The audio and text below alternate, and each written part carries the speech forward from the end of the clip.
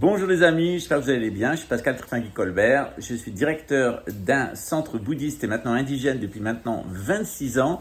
Je suis directeur spirituel de cette institution et je donne des cours principalement de gnose, mais aussi de reiki, de nakang, d'ikigai et d'un certain nombre de techniques traditionnelles modernisées. On va voir maintenant quelle est la différence entre la tradition et la modernité. Pourquoi? Eh bien, on va se mettre entre les deux. On va profiter de la technologie, mais on va aussi s'inspirer de la tradition. C'est la voie la plus sage. Quelle est la différence entre tradition et modernité et où est-ce qu'on se situe? C'est maintenant et en moins de 2 minutes. La tradition, c'est la recherche de l'intellect. On se focalise principalement sur les mécanismes d'ordre spirituel. Donc on s'aperçoit qu'au-dessus de notre tête, eh bien, tournent les constellations, les planètes et les maisons astrologiques. C'est ce qu'on appelle l'esprit créateur, l'esprit divin. Et quand on se soumet à lui, eh bien, on reçoit de l'intellect. Ça nourrit notre âme, notre volonté. Et puis notre corps, eh bien, avec ces informations qui viennent du cosmos, il sait capter la vitalité de la Terre et à travers les aliments. Et quand nous allons mourir, eh bien, nous allons rejeter nos mémoires, nos mânes. C'est généralement ce qu'on fait à travers les exorcismes. Au sommet, il y a Dieu ou la nature Bouddha. Il y a des médiateurs, le clergé et la noblesse. Le clergé pour l'enseignement, la médecine et les choses d'ordre spirituel. La noblesse pour les choses régaliennes, comme eh bien, se défendre en intérieur et extérieur, police armée, les impôts pour faire régner la justice sociale, et puis évidemment la justice pour régler les différends.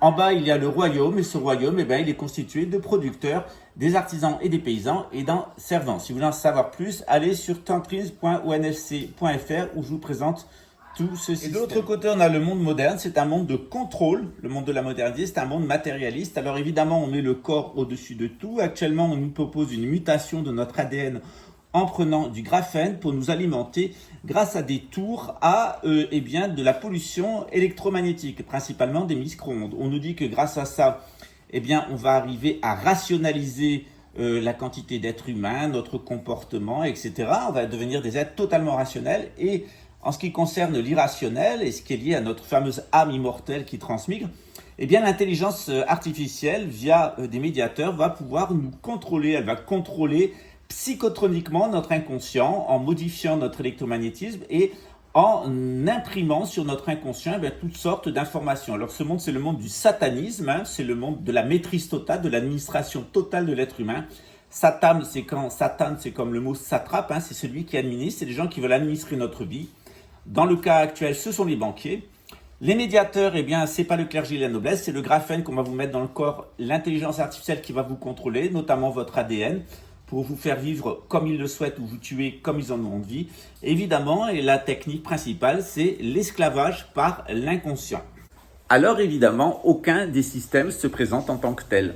C'est-à-dire, on nous dit que les traditions, c'est des imbécilités et la modernité est super bonne pour se promouvoir.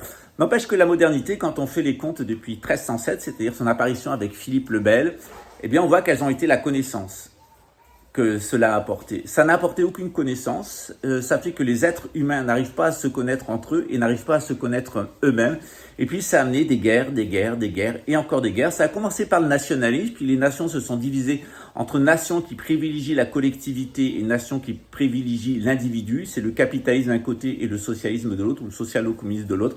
Et actuellement, eh bien, on nous présente un antinationalisme ou un supranationalisme qui détruirait tous les problèmes du nationalisme en fondant tout le monde dans une maison commune qui serait la Terre, avec une gouvernance mondiale, des fameux banquiers, ceux qui veulent vous graffer, ceux qui veulent vous mettre des moteurs à injection, et ceux qui veulent contrôler votre inconscient avec de l'intelligence artificielle et de la psychotronique. Pour y arriver, ils ont déployé le plus horrible des clergés qui existent, le Vatican, la grande prostituée, et puis les individus les plus méprisables de l'humanité, c'est les ignobles, ceux qui appartiennent à la bête qui écoute, ce sont les services de psychotronique. Tout compris ?